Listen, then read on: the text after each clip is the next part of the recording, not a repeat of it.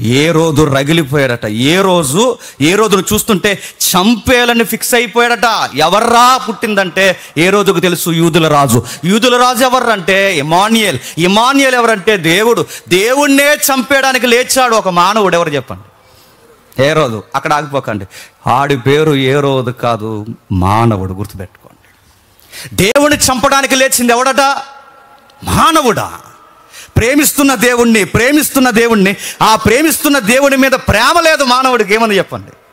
కోపం, పగ, అసూయ, ఎలాగైనా సరే తీసేయాలన్న ద్వేషం ఎవరి మీద? సాక్షాత్తు దేవుడి మీద. అందుకే పదే మానవులు చేసింది చెప్పిన, పదే దేవాలయంలో చంపాలనుకున్నారు, పదే గ్రామాల్లో చంపాలనుకున్నారు, పదే మార్గాల్లో చంపాలనుకున్నారు, పదే మనుష్యులు దేవుణ్ణి చంపాలనుకున్నారు. ప్రేమించిన దేవుణ్ణి చెప్పండి చంపడానికి తయారయ్యారు మానవుడు.